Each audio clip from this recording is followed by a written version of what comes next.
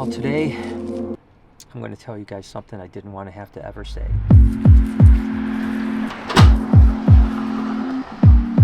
And you guys have seen me film so many videos right in this room right back here. And of course, this was the original colubrid room that I built to breed all the colubrids when I first moved into this building. And these racks used to be completely full with colubrids. I used to get all the eggs in this particular room here. Of course, baby racks on this side. And we still have some colubrids over here. The majority of the colubrids, of course, are now down in the basement.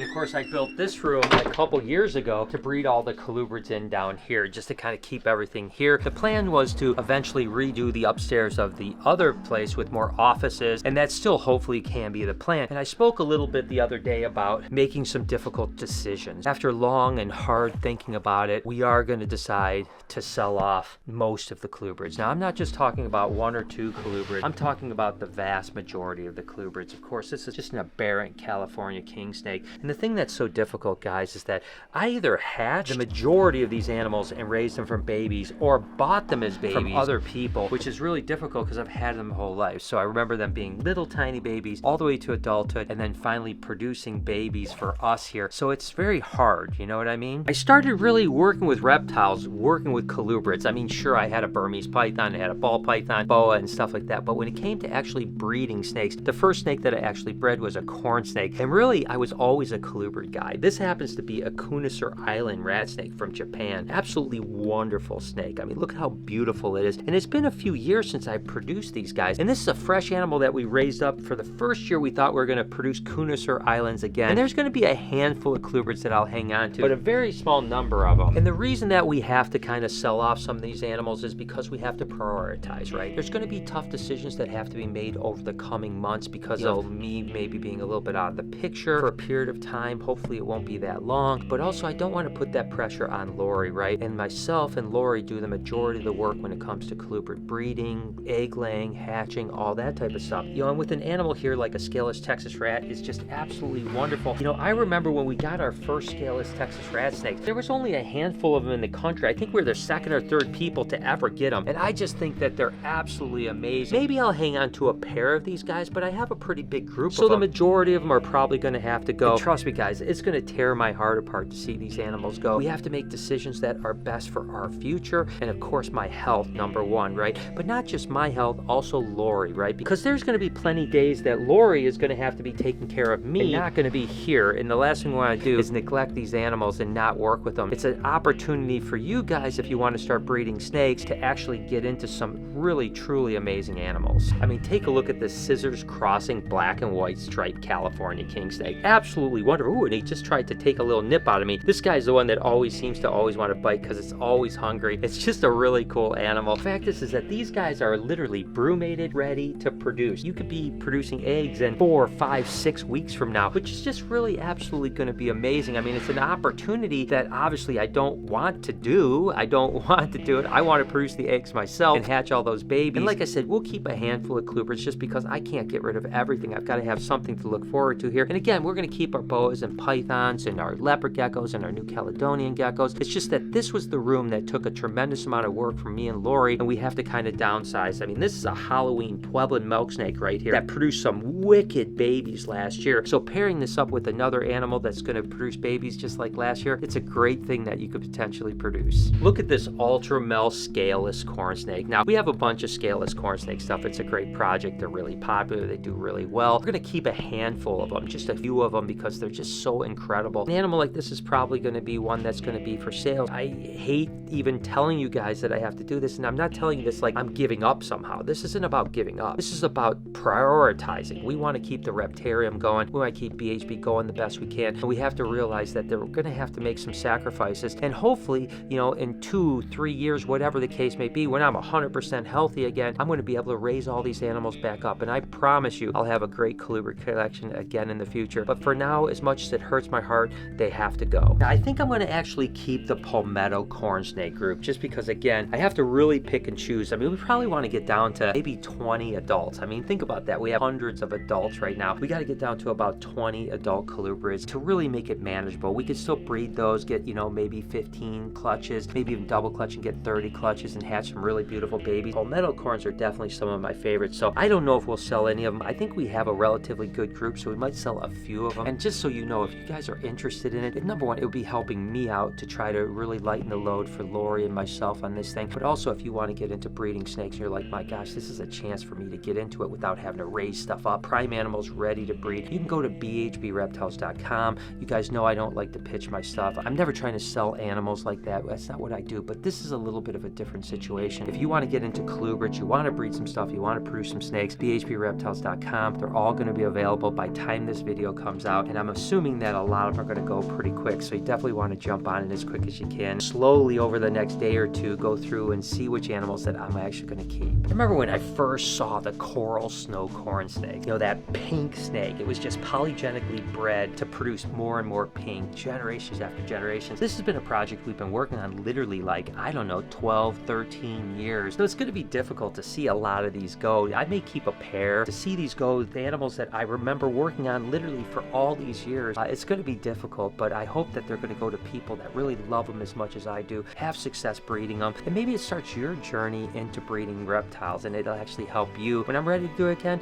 you buy my snakes and you're producing them and you're doing well, maybe you'll do me a solid and send me a pair of babies back when I'm ready for them. Back at you with my friends over at Factor. Fast, easy, and healthy meals that you can make literally in 2 minutes. Today we actually have creamy Parmesan chicken. I mean, what's better than that? In literally 2 minutes, I'm going to be eating. Power up for springtime with America's #1 ready-to-eat meal kit. Get nutritious, chef-prepared meals delivered straight to your door, leaving your time and energy to tackle everything else on your to-do list. Factor has delicious, flavor-packed meals to help you live the fullest. Choose from keto, vegan, plus veggie, calorie smart, and protein plus options on the menu each week. Prepared by chefs and approved by dietitians, each meal has all the ingredients you need to feel satisfied all day long. And if you want to cut back on takeout, get Factor instead. Not only is Factor cheaper than takeout, but meals are ready faster than restaurant delivery. Put the time and money towards planning activities for when the weather warms up. Get Factor and enjoy eating without the hassle. Simply choose your meals and enjoy fresh, flavor-packed meals delivered to your door, ready in just 2 minutes, no prep, no mess. Head to Factor75.com or click the link below and use code BrianB50 to get 50% off your first Factor box. Of course, my favorite part of all of this is a little bit of food.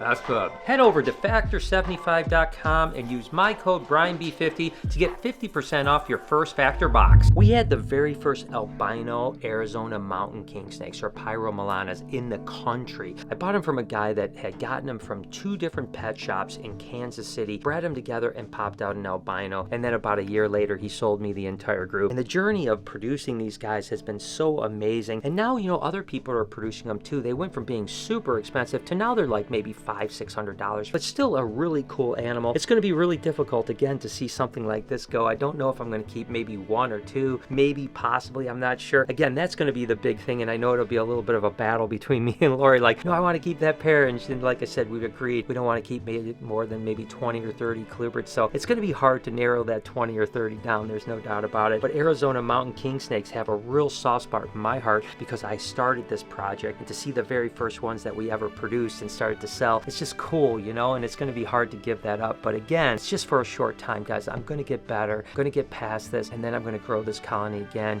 bigger and stronger than ever. Mexican black king snakes. Yeah, I think we're going to sell the majority, if not all, the group of these guys, and you know how popular they became. Over the last few years, they literally went from animals that were like $60 up to $200-300 a piece, and they are so in demand. So we have a decent group of Mexican black kings. Some are young, like this is a young female that this was her first year ever producing, and that's the thing, the vast majority of our colubrids are under, say, 5 or 6 years old. Yeah, we have some that are in their 12 or 15 year range, but we were kind of in the cycle where we kind of raised up a new group group of animals over the last 4 or 5 years. And that's what goes on with colubrids when you're breeding them, is they typically breed for anywhere from like 12 to 15 years. And then you have to kind of raise up a whole new colony of colubrids because they kind of just gotten old and they stopped producing. Well, we're in that kind of recycle mode where the new colubrids were just coming online and actually producing for us, which is pretty cool. And this guy is musking on me, and ooh, doggy, that doesn't smell good, I can guarantee you that. But the thing is this brand new female, first time producing, she's going to produce for another 10 or 12 years. I've loved these T-positive albino Nelson's milk snakes since the first time I ever saw them. I think when I first bought them, they were like $3,000. Now they're just a few $100 or something like that. I'm not even sure what the price is, but they're not that expensive. And it's one of those things that it's got this purple instead of white, right? So it's tyrosine positive, meaning it just has a little bit of the purple melanin that is part of the black pigment, right? It's a protein in melanin when melanin is black pigment, and it shows through. What's interesting about these guys is there's other things like retics you haven't, but interesting, when you breed the T positive to a normal T negative or a normal albino, about half the babies come out T negative and half the babies come out T positive, which is kind of a cool thing and kind of unique to the albino Nelsons. And we have a nice group, again, young adults that are just breeding for the first time this year, and they're going to be on the chopping block, which is just really tough. But I want to tell you guys, don't feel sorry for me about this. I mean, yeah, does it hurt and does it suck? And am I bummed out about it? Of course I am. But at the same time, it's just something we have to do, right? You know, it's just, you know, part of the process. There's going to be a lot of things that we have to decide over the coming months that are going to be difficult. Moving the colubrids, it's a difficult thing. I'm not going to lie to you, but you'll actually be helping me, not hurting me. So if you're buying these colubrids, don't feel like, oh, I feel bad for Brian. Think I'm helping Brian to take that load off of him and Lori. And although it'll stink not producing thousands of baby colubrids this year, I hope I can still produce maybe a couple hundred or 300 colubrids and see those little babies hatch. Are going to be absolutely amazing. And this is kind of cool in a way that it gives you an opportunity to potentially see the things that I see all the time. I don't know, in a way I'm trying to look at it as positive as I can. Yeah, is it going to hurt? But at the same time, I'm giving other opportunities to maybe fulfill their dream to start getting into snake breeding or getting into the reptile business or whatever the case is. And on the other hand, it's helping me reduce the stress and load that I'm going to have so that I can really focus on the things that matter and also focus on my health. And this is a perfect example of what they call a hypoplebin, but it's really almost the same mutation as the T-positive Nelsons that I just showed you guys. But the difference is this is a recessive mutation. There's no actually T-negative albino plebins. There are some that are hybridized with Nelsons, but there's no pure albino plebin milk snakes. So you have to actually breed this and produce heterozygous animals that are normal looking but carrying the hypo trait, and then breed them back and you end up getting that same thing. But it basically has the same thing, right? Where it's got this kind of purplish grayish hue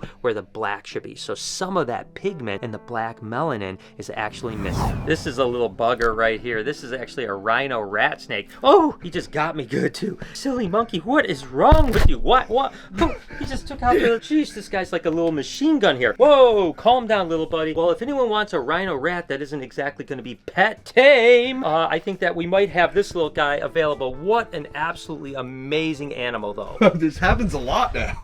This is what they call a silver queen ghost corn snake. So it's an aneurystic, which is a black corn snake. It's a hypomelanistic, meaning it's lacking some of the black pigment. And then it's a silver queen, which means that it's just kind of designedly bred to be a little bit prettier than just a normal ghost corn snake. And the one thing I will say is that we're going to try to price these animals really reasonable. Obviously, the idea is to move them quick enough so that you can get them and actually breed them and produce eggs this year. If we mark them too high, they may sell too slow. Then by the time you get them, they might not actually be able to produce for them. So in a way, if you think about it, most likely, under most circumstances, if you buy a pair or a trio or 10 or however many you buy of these guys, chances are in the next 4 or 5 months, you're actually going to make money on it. So it's going to pay for the actual adult animals, and you're going to have enough babies to sell to actually be profitable in a short period of time. So that's why I typically never want to sell off adult stuff, because I'm like, well, why would I sell it? I can make more money keeping them, right? If I sell a pair of snakes, say for $300, and they produce $500 worth of babies, you're making $200 profit within a matter of just 3 or 4 months. So that's why we typically never sell stuff off. But unfortunately, you guys understand that this is a unique situation and we have to do what we have to do. And again, I'm not 100% sure what those 20 or 30 snakes I'm going to keep is. I'm hoping that I can keep at least a pair of these guys, which are the Granite Mex Mex or San Luis Potosi King snakes. Again, they're kind of special to me because we produced some of the early ones way back 15 years ago. Been working with the project, really refining it, making them look really absolutely amazing. So to lose that 15 years that I put into them would be a real bummer to get rid of all of them. But at some point, I'm going to have to say, all right, this is it. I can't keep every single snake. We have a cap.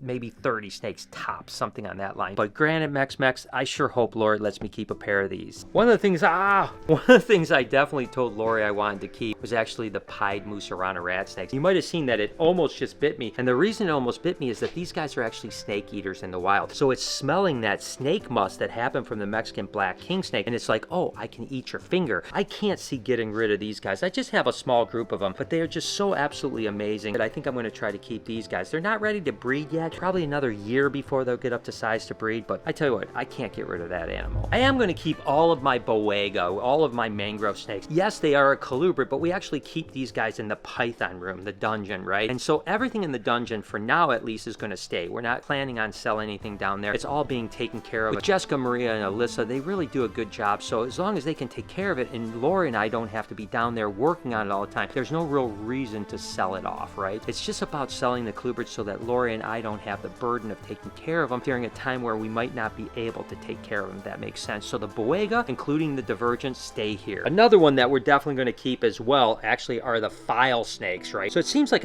every time I'm thinking about it, we're keeping more and more stuff. Certainly going to go over, I think, that 20 or 30 mark. But the file snakes are a unique animal. I've never bred them. It took me several years to get the first ones. I think we have 3 males and 4 or 5 females. So I'm going to keep this group up and actually hopefully breed them in a couple years. They are just so cool and so unique. I can't see giving up on that project. So file snakes, stay here. There'll also be some animals that we're actually raising up, so they're not breeders, right? This is actually a butter corn snake that's actually het for scaleless, so scaleless butter corn snake. Again, we're raising it up to breed it down the road. Still probably a year, maybe a year and a half away from actually breeding. And we have probably 100, maybe even 200 snakes that are in this category that we're raising for future breeders, most of which are actually unfortunately going to be sold, which sucks because I love these guys and I love so many of them. I remember when we hatched them and pulling them aside saying, I want to raise this up, I want to raise that up. I really anticipated, because my whole career has been this way, I anticipated getting them to adult size, breeding them and seeing babies from them. But unfortunately, in this case, that's just not going to happen. This is another one. This is a ghost striped corn snake. Now, this is a triple recessive mutation, meaning it's hypo, it's aneurystic, and it's striped. Those are all recessive mutations. Again, 3 recessive mutations in any snake is something difficult to get, and I just love them to death. I think they're super cool. But again, these are all those raisers that we're going to raise for future stock, and we will. But listen, again, don't feel bad about it. Yeah, am I bummed out? Of course I'm bummed out. Dude, I would think this was ever going to happen? Absolutely not. I never saw this coming down the road on any level. But again, here when I get past this and I need to beat this and put all my energy into beating this and also put all my energy into things like the reptarium and hopefully the expansion into the aquarium, I can always raise these snakes up again. In 2 or 3 years when I get on the other side of this and I make sure that I beat this, I can buy all these snakes again. I can raise them all up again, and I'll be producing colubrids again in another 3, 4, or 5 years, whatever it'll be. Right now, it has to be the decision that we have to make, and I hope that you guys not only understand that, but if you happen to be in the market and you want to get into breeding, it's a great opportunity for you. So guys, obviously not the news I really wanted to share with you. Never thought I would actually be making a video like this. It's just the way it has to be, but I promise you I'm going to fight this as hard as I can. I'm going to get to the other side of this, and things are going to be okay. So just hang in there with me, and again, if you want something, bhbreptiles.com. You guys are going to get some great deals.